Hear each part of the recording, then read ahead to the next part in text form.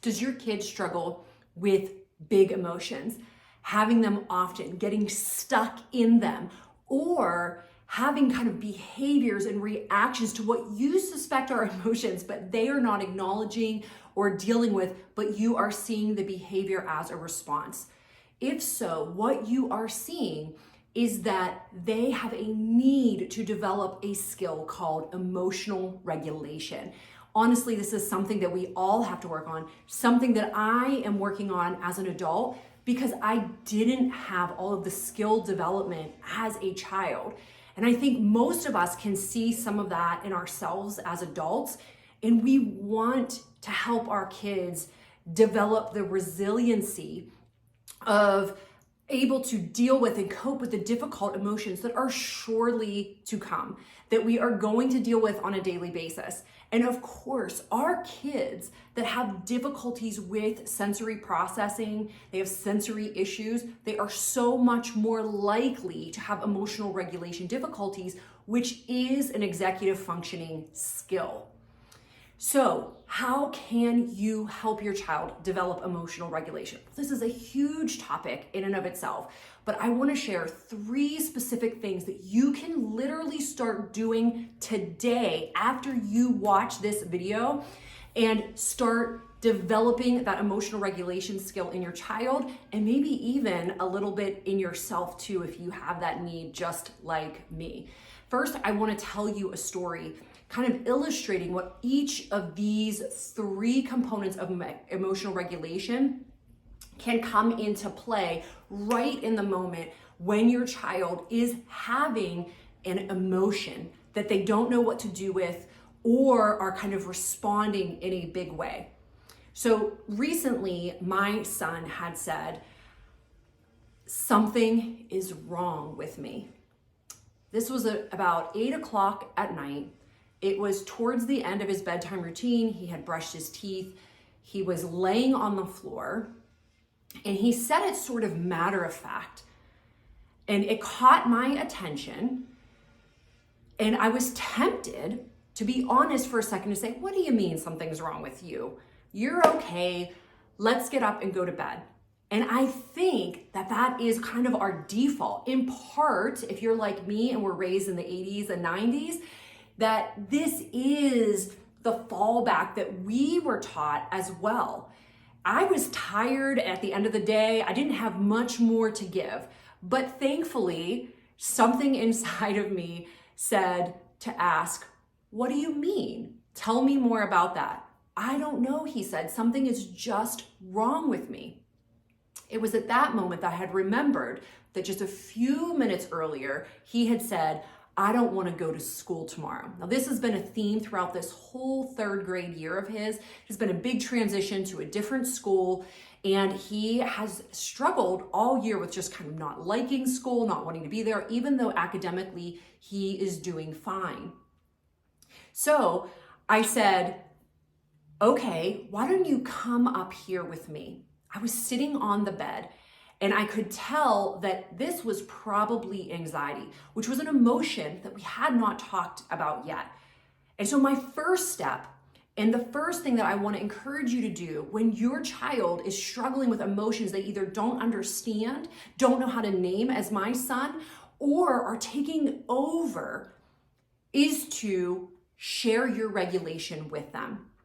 Now, I had to stop for a minute and take a deep breath. I was actually in a pretty regulated state, but I had to be very intentional about what I was about to do. And the truth is, I am not always in a regulated state. I struggle with a lot of anxiety myself, and it is something that I have not always been fully aware of. Actually, until I was in my later 20s and even well into my 30s, that I fully began to understand how much there was this undercurrent of anxiety that was always playing a role in my life. Because I didn't have those emotional regulation skills from when I was a child to cue me in to how I was feeling. But first step, I'm getting a little ahead of myself, is to share that regulation. So I invited him up and I snuggled with him. Now I'm giving him deep pressure as I'm doing this. So this is a sensory strategy because I know that that proprioceptive input is going to start to calm his nervous system down. I deliberately start taking slow breaths so that he feels the rhythm of my breaths as he leans into me. I take some time to say nothing, just so that his body has a chance to feel my regulation. And then when I speak, I make sure that I am speaking calmly.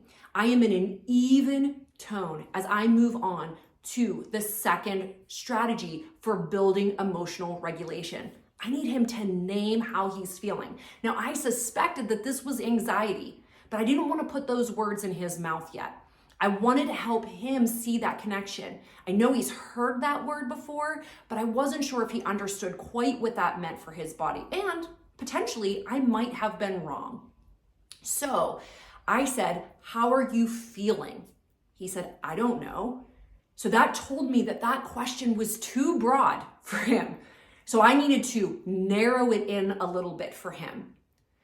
And so I, again, taking deep breaths the whole while, making sure I'm pacing myself and not peppering him with questions, I then say, "How does your head feel?" He says, "Like it's going crazy."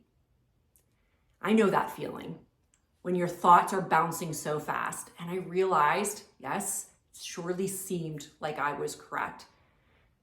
So then I asked him, "How does your heart feel?" My heart always feels tied up and twisted in knots when I am anxious. So I wondered if the experience was his too. Now, please keep in mind that his feelings of anxiety may sit in different places of his body. But how do we know we are anxious? How do we know we are happy? How do we know we are angry? It is because we feel it somewhere in our body. And if we feel it somewhere in our body, being able to name, "Oh, when my chest tightens up, oh my gosh, I think I'm anxious," then we can start to deal with it. But here, I'm breaking it down for him, and we're just beginning to name what it is that he's feeling. So I ask him, "How does your heart feel?" And he says, "It feels tight." Okay, so I ask one more question. "How does your belly feel?" It hurts a little bit. It's another common area for anxiety. Now, I could have kept going. I could have asked about different body parts, but that had given me enough information to feel pretty confident in the fact that he was experiencing anxiety. So I said to him, "It sounds like you're feeling anxious. Do you know what that is?" And so we talked about what anxiety was. I told him that that wasn't a bad feeling, but that it was a guide to us that we need to deal with something. It's uncomfortable and we don't like it, but that's why it's there. It's a signal, it's a sign for us to do something about it.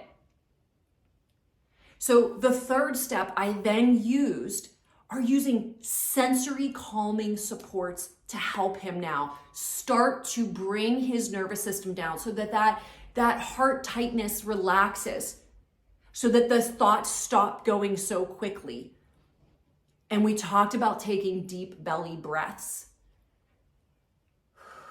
Big belly breaths where we breathe in and have our whole stomach expand. We have an entire tutorial on this on the blog that I will link up below to show you how to teach this to your child. And when we exhale, we do a long exhale when we watch our chest rise. It's the opposite of how we technically breathe. So you think this is just a breathing activity. This is actually a sensory experience because our interoceptive sense, that eighth sense, is responsible for all of our internal sensations. Our emotions are part of our interoceptive sense. So we worked on deep breathing.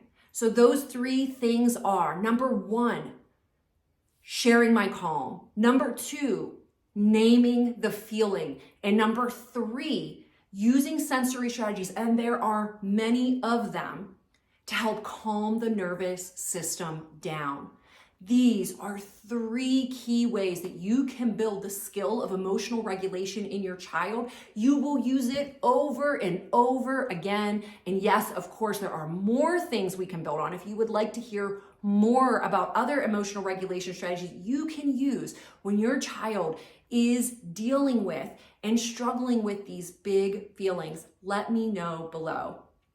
I am so happy that you are here because together I believe we can raise a generation that knows how to respond to and accept and move through the many emotions that life brings their way.